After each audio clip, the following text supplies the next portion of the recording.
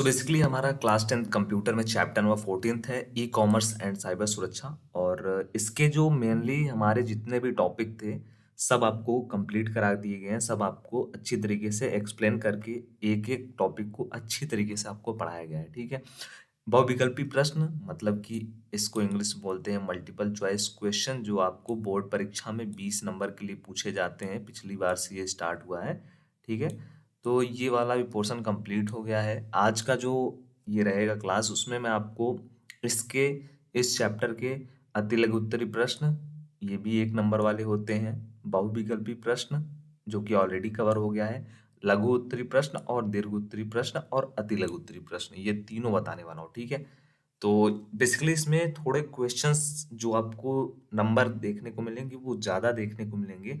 उसका रीज़न ये है क्योंकि इसमें चैप्टर जो है वो 2 पार्ट में है, ई कॉमर्स एंड साइबर सुरक्षा। और ये जो चैप्टर है वो टोटली थ्योरेटिकल पार्ट में है। ठीक है। मतलब इसमें बहुत ज़्यादा थ्योरी है। तो इससे प्रश्न आना 101% फिक्स है, क्योंकि ये थ्योरेटिकल पार्ट इसमें बहुत ज़्यादा है और थ्योरी से क्वेश्चन ज़्यादा बनते हैं। और इस चैप्टर को न्यू ऐड किया गया है बेसिकली। तो इससे तो क्वेश्चन बनने फिक्स हैं, आपके बोर्ड परीक्षा में आने फिक्स है। बट आपका जो सेट रहेगा पेपर का वो अलग अलग रह सकता है। तो किसी सेट में 1 प्रश्न, किसी सेट में 3 प्रश्न, किसी सेट में 2 प्रश्न इस चैप्टर से आ सकते हैं।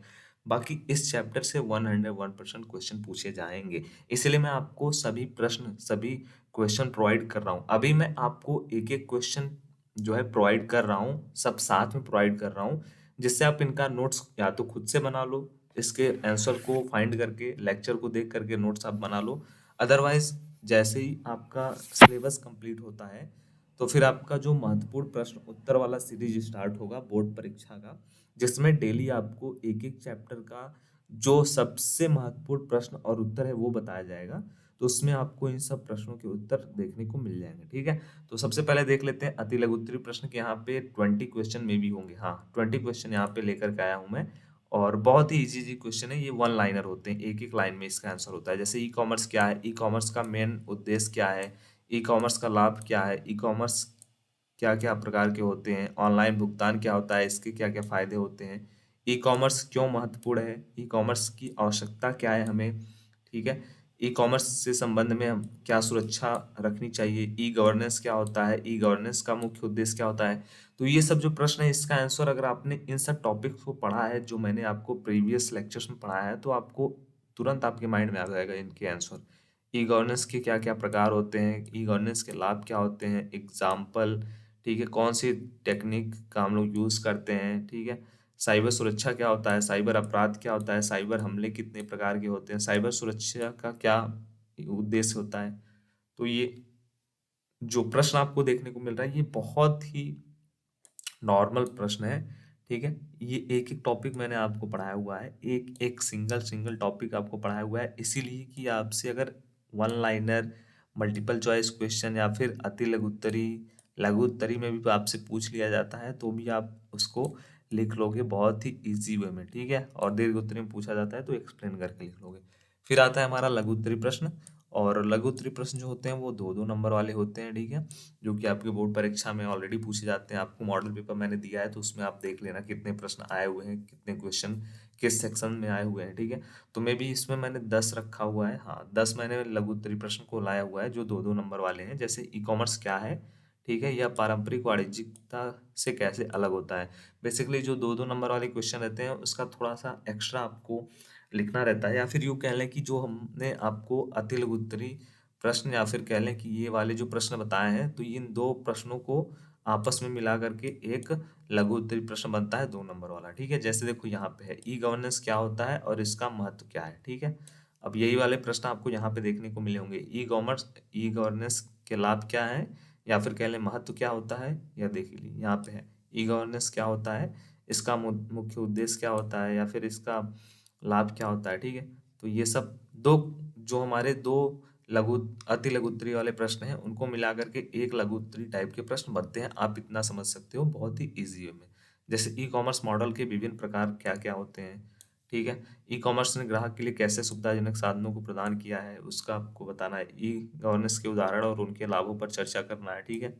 तो ये सब भी बहुत ईज़ी हैं, सब थ्योरेटिकल पार्ट है, सब आपको ईज़ी वे में आप अगर एक्सप्लेन करना चाहो, इनके बारे में लिखना चाहो तो बहुत ईज़ी वे में आप लिख सकते हो, ठीक है?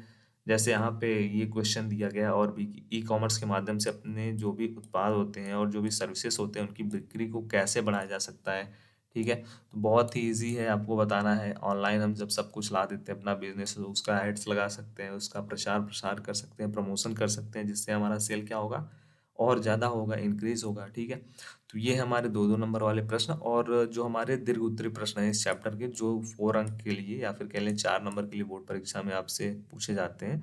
तो इस चैप्टर के मैंने 6 प्रश्न रखे हुए हैं। 6 प्रश्न रखे हुए हैं दीर्घ उत्तरीय में। तो ये 6 अभी मैंने आपको नॉर्मल प्रोवाइड किए हैं, ठीक है? तो अब इनका जो है नोट्स है, आपको बनाना है। वो कैसे नोट्स बनाओगे? जैसे ये एक प्रश्न है ई-कॉमर्स से ना, तो ई-कॉमर्स से रिलेटेड अगर ये प्रश्न है तो आपको ई-कॉमर्स वाला जो जितना भी ई-कॉमर्स रिलेटेड टॉपिक है इस चैप्टर का उसको आप एक बार रिवाइज कर लो, पढ़ लो। पहले ही आपने देखा हुआ है अच्छी बात है। अगर आपने नहीं देखा हुआ है उन लेक्चर को तो पहले तो सब लेक्चर देख लेना। प्लेलिस्ट में आपको लिंक मिल जाएगा, प्लेलिस्ट में एक-एक टॉपिक मिल जाएगा, ठीक है? सब कुछ मिल जाएगा। इसका एक वन शॉट वीडियो भी आएगा जिसमें एक ही लेक्चर में आपके सभी क्लास, सभी टॉपिक कंप्लीट हो जाएँगे। तो उसको आप देखना ना भूलिएगा। नेक्स्ट वीडियो में आपको वो अपलोड हो जाएगा नेक्स्ट क्लास में। तो उसमें एक ही क्लास में आपके जितने भी इस चैप्टर के टॉपिक हैं वो आपको एक साथ दे दिया जाएगा, पढ़ा दिया जाएगा। जैसे आप एक क्लास देखो, सब कुछ आपका एक चैप्टर कंप्लीट हो जाए, ठीक है? तो ऐसे ही इस क्वेश्चन का आप खुद से नोट्स बनाने की कोशिश करिएगा। अदरवाइज़ जैसे ही सभी टॉपिक कंप्लीट होता है, आपके लिए इनका आंसर क्वेश्चन मोस्ट इम्पोर्टेंट जो है वो एक-एक चैप्टर का डेली प्रोवाइड किया जाएगा, ठीक है? यहीं पे प्रोवाइड किया जाएगा हमारे साथ और आपके साथ लाइव चलेगा। ठीक है? जैसे ई-कॉमर्स क्या है, इसका महत्व क्या है और इसके विभिन्न प्रकारों को समझाइए। 4 अंक में आपसे पूछा गया है, देखिए ई-कॉमर्स क्या है, इसका महत्व क्या है, ये 2 पोर्शन हो गया। फिर उसके बाद आपको बताना है इसके जो भी टाइप्स हैं उनके बारे में बताना है। ई-कॉमर्स के लाभ और हानि क्या है, ठीक है? उसके बाद व्यापारियों और उपभोक्ताओं के लिए इसके प्रमुख लाभ और चुनौतियाँ क्या-क्या हो सकती हैं, ठीक है? फिर ऐसे ही नेक्स्ट क्वेश्चन, सब कुछ ई-कॉमर्स पे बेस्ड है, तो इसका मतलब ये नहीं है कि मैंने और क्वेश्चन आपको नहीं दिया है, क्योंकि इसमें और भी बहुत क्वेश्चन है। इस चैप्टर में बहुत सारे क्वेश्चन बन सकते हैं। सब कुछ थ्योरेटिकल पार्ट है और ये थोड़ा-सा न्यू चैप्टर ऐड हुआ है, तो क्वेश्चन बनने में भी थोड़ा-सा और टाइम लगेगा। बाकी आपको सब कुछ प्रोवाइड हो जाएगा। ई-गवर्नेंस क्या होता है, इसका महत्व क्या होता है, सरकारी सेवाओं को ई-गवर्नेंस के लाभ और प्राथमिकताएँ क्या-क्या होती हैं। तो बेसिकली मैंने जितने भी आपको अति लघु उत्तरीय प्रश्न दिए हुए हैं, उन सबको अगर आप सॉल्व कर देते हो, इन सबका आप नोट्स बना लेते हो, आंसर फाइंड कर लेते हो, तो आप बहुत ही अच्छी तरीके से आपका इसमें बेस मजबूत होना चाहिए। इस चैप्टर में जितने भी टॉपिक हैं वो आपके क्लियर होने चाहिए। बाकी आपसे कुछ भी पूछा जाएगा तो आप उसको ईज़िली वे में लिख सकते हो, ठीक है?